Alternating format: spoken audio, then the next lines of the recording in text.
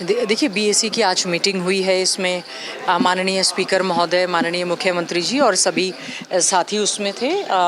उसमें हमने ये मांग की है कि जो 13 और 14 तारीख का सत्र है, 15, 16, 17 की छुट्टी है और फिर 18 तारीख का सत्र है, ये बहुत ही कम है, समय अवधि इसकी बढ़ाई जानी चाहिए। और साथ ही साथ में 13 तारीख को महामहिम राज्यपाल महोदय का अभिभाषण है और उसी दिन ही वोट ऑफ थैंक्स की बात कही गई थी। तो हमने ये भी मांग कही है, क्योंकि इस बार नोटिफिकेशन जो है 15 दिन पहले नहीं हुआ, प्रश्नकाल नहीं हो रहा है, तो बहुत सारे हमारे सम्मानित विधायक साथी हैं जो चुनकर आए हैं, वो अपनी आवाज़ उठाना चाहते हैं, हल्के की आवाज़ उठाना चाहते हैं, प्रदेश के ज्वलंत मुद्दों की आवाज़ उठाना चाहते हैं। तो महामहिम राज्यपाल महोदय के अभिभाषण पर सभी साथियों को मौका मिले, इसको लेकर भी चर्चा इसमें रही है। तो उसमें भी सहमति बनी है कि उस दिन 13 तारीख की बजाय 14 तारीख को भी महामहिम राज्यपाल महोदय के अभिभाषण पर इसमें चर्चा होगी। साथ में सप्लीमेंट्री बजट होंगे, कुछ बिल आ रहे हैं, तो हमने कहा है कि समय अवधि बढ़ाई जानी चाहिए। तो ये कहा गया है कि कोई ऐसा विधायी कार्य नहीं है, समय अवधि बढ़ाने की बात नहीं हो पाई।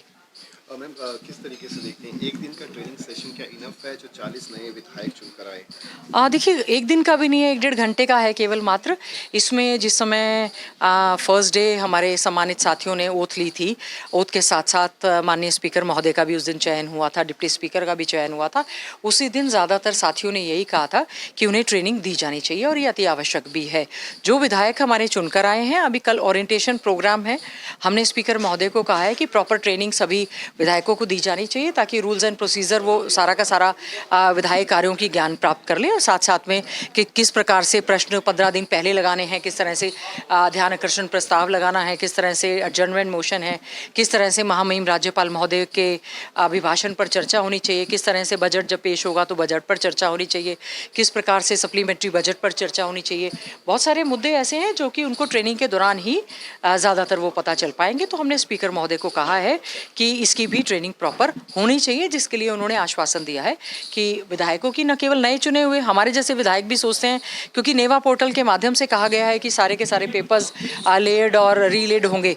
तो हमने ये भी कहा है कि जो पेपर टेबल्ड किए जाएं वो इंग्लिश के साथ साथ हिंदी में भी हो, बायलैंग्वेज हो, ताकि सभी साथियों को किसी प्रकार की कोई समस्या ना आए।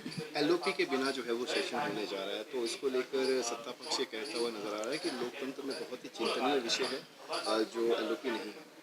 देखिए बहुत ही मजबूत विपक्ष के तौर पर कांग्रेस पार्टी के 37 विधायक जो हैं वो चुनकर आए हैं और सीएलपी की एक मीटिंग भी हुई, एआईसीसी की ओर से ऑब्जर्वर्स भेजे गए और 1 लाइन सिंगल रेजोल्यूशन जो है करके कांग्रेस आला कमान को भेज दिया गया है। उम्मीद करते हैं, क्योंकि महाराष्ट्र झारखंड के चुनाव भी समय चल रहे हैं, उम्मीद करते हैं ऑल इंडिया कांग्रेस कमेटी की ओर से, हमारे प्रेसिडेंट की ओर से जो है कांग्रेस आला कमान अति शीघ्र जो है एलओपी के नाम की घोषणा करेगा। पहला सत्र भी हमारा हुआ है और इससे पहले भी आदरणीय चौधरी भूपेंद्र सिंह हुड्डा जी लीडर ऑफ अपोजिशन के तौर पर हम लोगों ने सभी ने मजबूती के साथ लड़ाई लड़ने का काम भी किया है। किसानों पर जो जुर्माना लगाने का काम किया है उसको किस तरीके से देखते हैं?